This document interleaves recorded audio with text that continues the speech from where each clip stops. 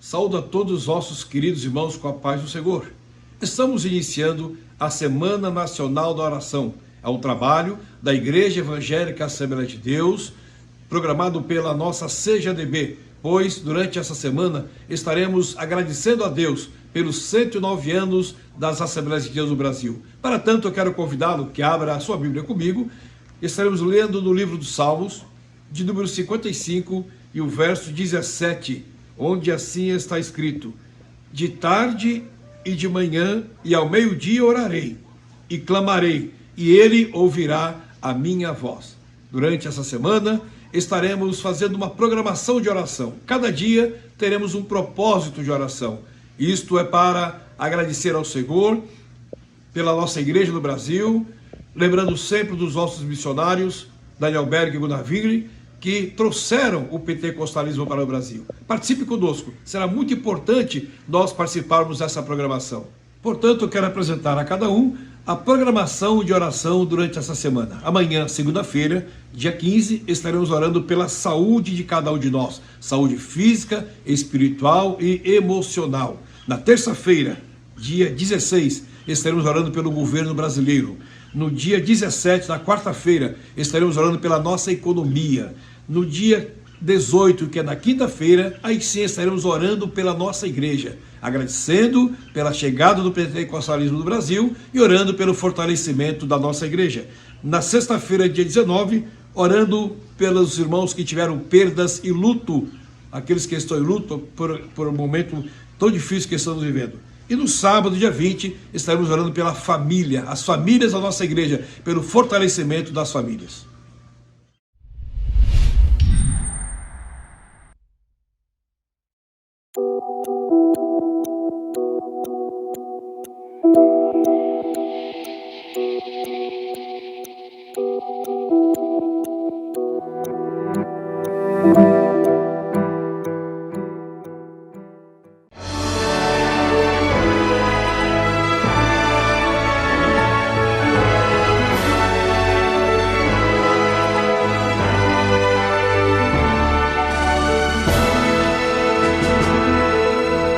Subsídios. Lições Bíblicas. Jovens. Lição 12. As cidades de refúgio são estabelecidas. Saúdo os professores, superintendentes da escola dominical, demais irmãos e amigos com a paz do Senhor.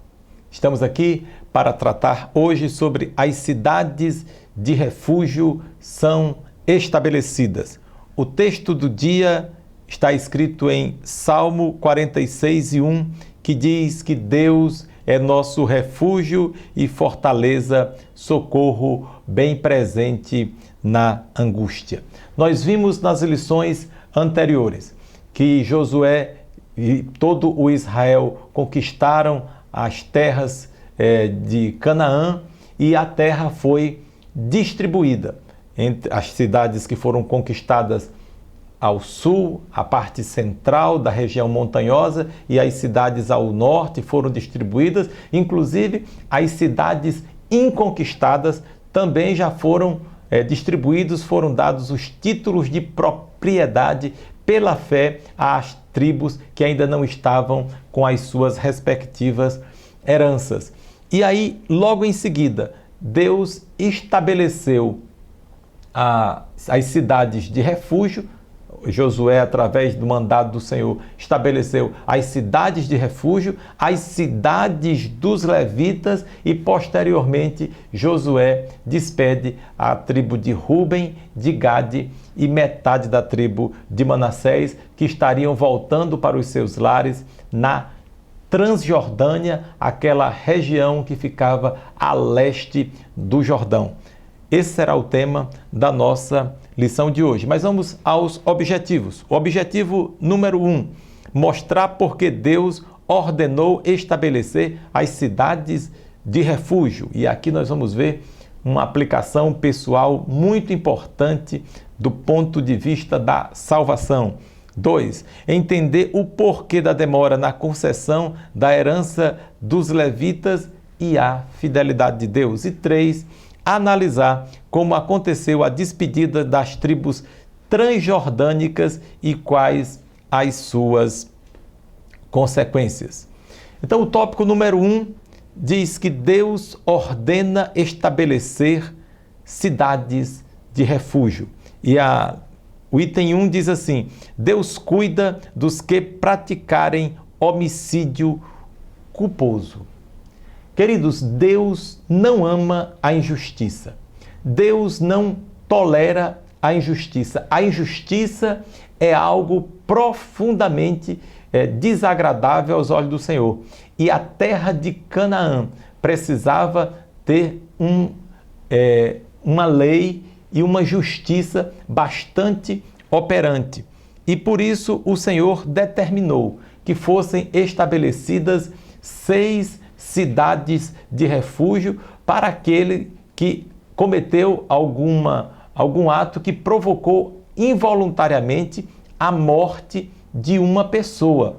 Eram 3 cidades na Transjordânia, a leste do Jordão, em que estavam as tribos de Gad, Ruben, metade da tribo de Manassés, e outras 3 cidades que estariam em Canaã propriamente dita, que é a Cisjordânia. E Deus determinou, inclusive, que houvessem estradas, que fossem construídas estradas para essas cidades, para que aquele que cometesse uma conduta que viesse a ocasionar a morte involuntária de uma pessoa pudesse fugir para aquela cidade de refúgio, e ali naquela cidade ele iria receber guarida, proteção e seria julgado. E sendo julgado e sendo absolvido, ele poderia viver ali livremente e não ser morto pelo chamado vingador do sangue, um parente daquele que morreu, que poderia se vingar a qualquer momento se o encontrasse.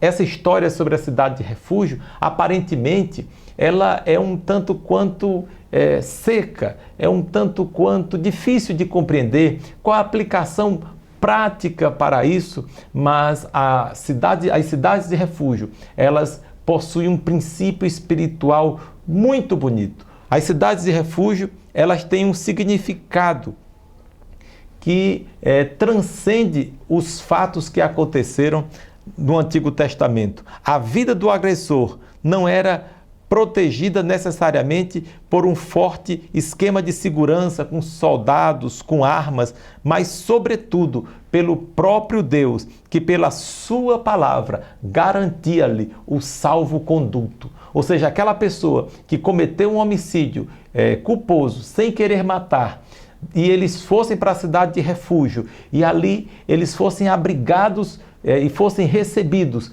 Deus garantia que o vingador do sangue, aquele que queria vingar o que morreu, não alcançaria o pecador arrependido, o pecador que entrara na cidade de refúgio para receber proteção. E essas cidades de refúgio, elas nos levam, nos remetem a pensar sobre a salvação que há em Jesus. Essas cidades são tipos do Senhor Jesus, que recebem as pessoas que estão cansadas, sobrecarregadas dos seus pecados, e quando vão a Ele arrependidas, elas recebem proteção, e o vingador do sangue não as alcança mais.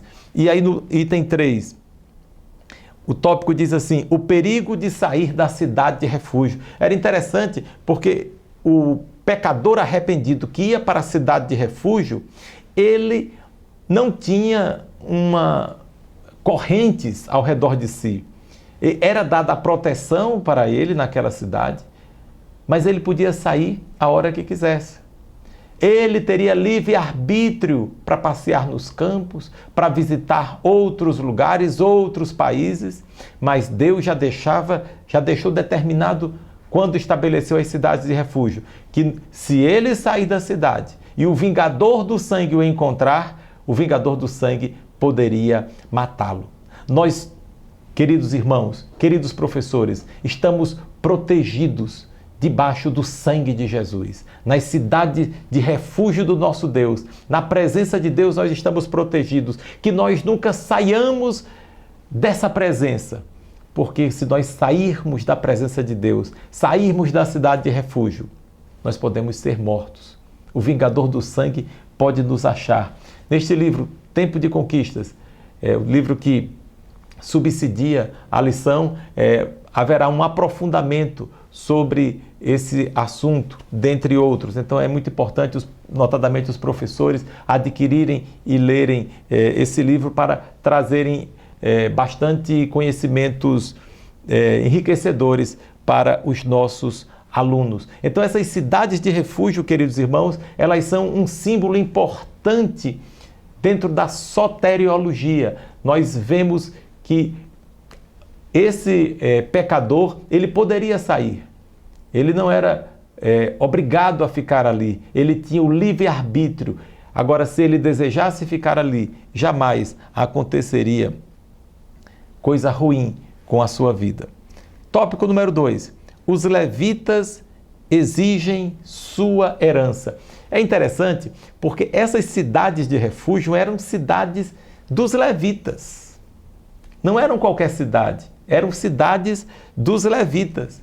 E parece que Deus, de uma forma muito inteligente, ele leva a liderança de Israel a conceder as cidades dos levitas. Porque vejam, os levitas, eles eram cuidados pelo Senhor, mas eles não iam para a guerra. Os levitas não pegavam espadas para lutar. Eles eram as pessoas responsáveis pela adoração. E os líderes de Israel demoram a se lembrar dos levitas. E aí Deus falou com Josué para que fossem separar as cidades de refúgio, no que foi obedecido, mas as cidades de refúgio eram necessariamente cidades também dos levitas. E Deus estava cuidando dos levitas que estavam sendo esquecidos. E muitas vezes acontece também isso no seio de muitas igrejas, em que os líderes, o ministério, os obreiros, os pastores, aqueles que estão à frente do trabalho do Senhor, eles são esquecidos, são vilipendiados, são deixados para segundo plano, não é? E aí Deus faz questão de lembrar acerca das cidades de refúgio, porque remetia necessariamente às cidades dos levitas, e os levitas vão à liderança, a Josué, e diz: nós queremos a nossa parte, a promessa que Deus reservou para nós. E Deus, queridos irmãos, estabeleceu 48 cidades de refúgio em toda a terra de Canaã, de forma que o bom cheiro de Cristo, o bom cheiro do Evangelho, o bom cheiro da presença de Deus estivesse espalhado em todos os lugares.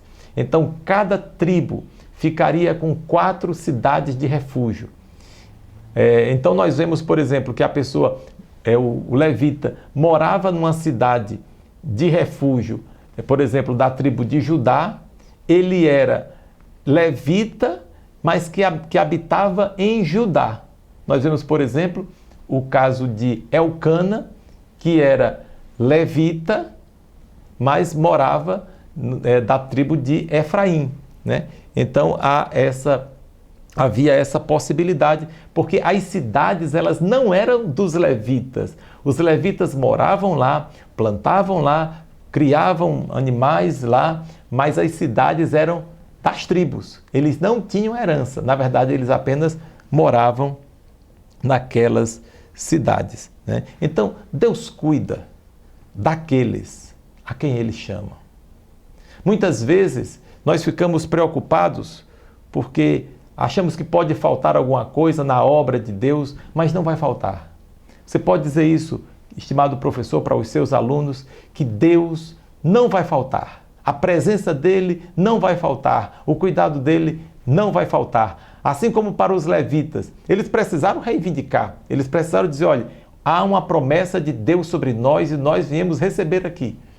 E Deus abençoou os levitas e foi uma organização administrativa bastante interessante para a glória do nome do Senhor.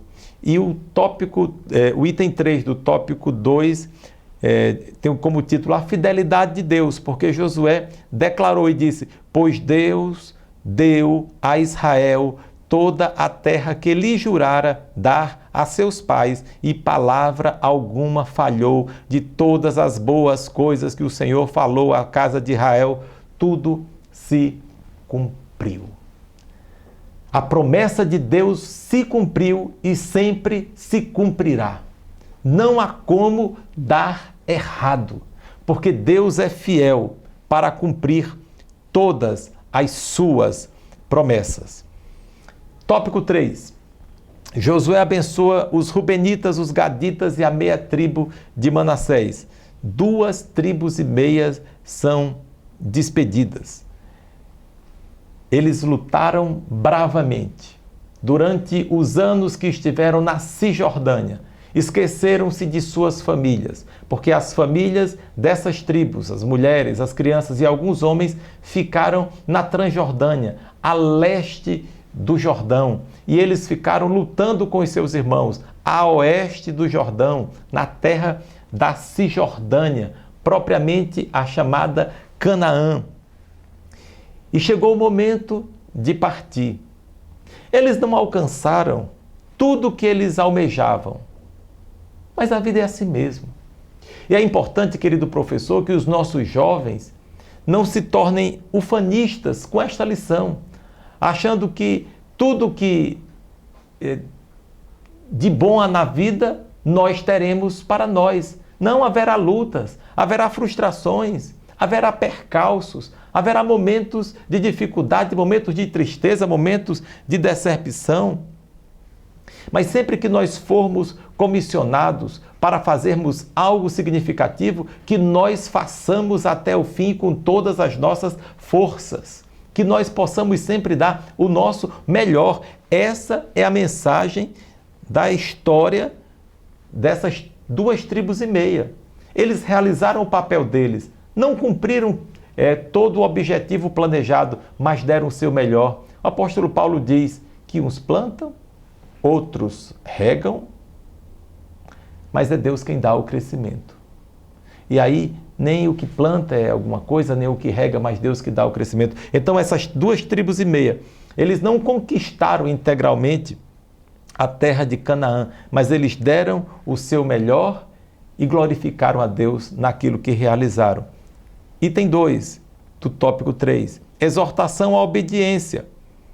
E aí, Josué vai despedir aquelas tribos e ele os exorta dizendo: tende cuidado de guardar com diligência o mandamento e a lei que Moisés, o servo do Senhor, vos mandou.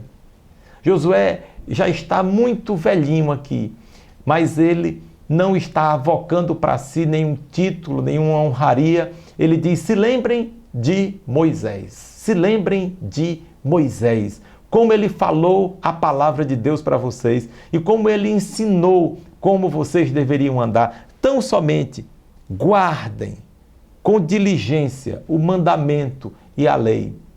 E, infelizmente, queridos irmãos, essas tribos que habitavam na Transjordânia foram as primeiras que foram levadas cativas pelo rei da Síria. A Síria levou os cativos anos antes das tribos do Reino do Norte ser levado cativo.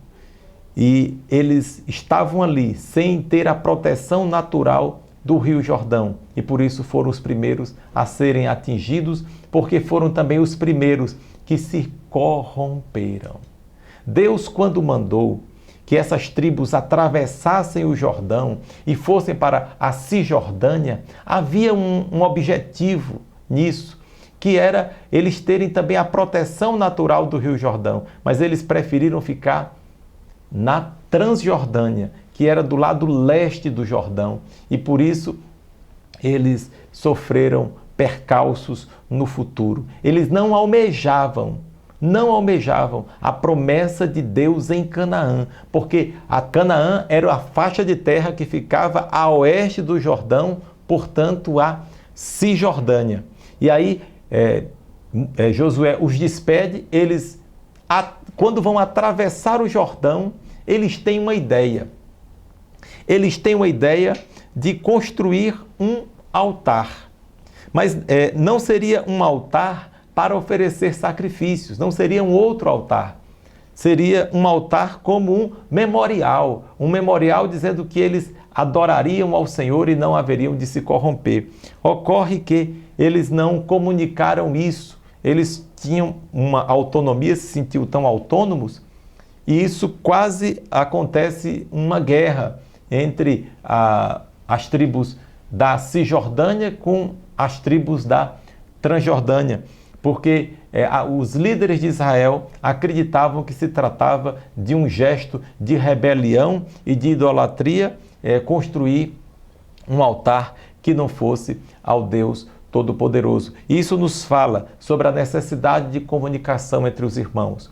Nós precisamos ter muita comunicação, uma comunicação aberta uns com os outros, para que não aconteçam os percalços que aconteceram nesse episódio das tribos de Gad e Ruben, metade da tribo de Manassés, com todo Israel. Precisamos ter a humildade, querido professor, os nossos alunos e nós também como líderes, como professores, precisamos ter a humildade de compartilhar as nossas decisões uns com os outros, para que nada aconteça de inopino.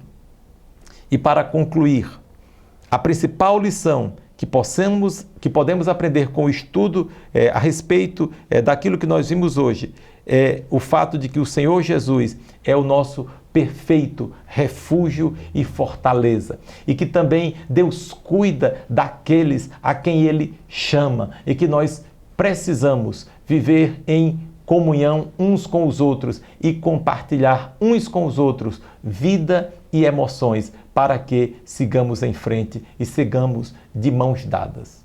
Que Deus nos abençoe e que possamos desfrutar de uma alegre aula de escola dominical na presença do Senhor.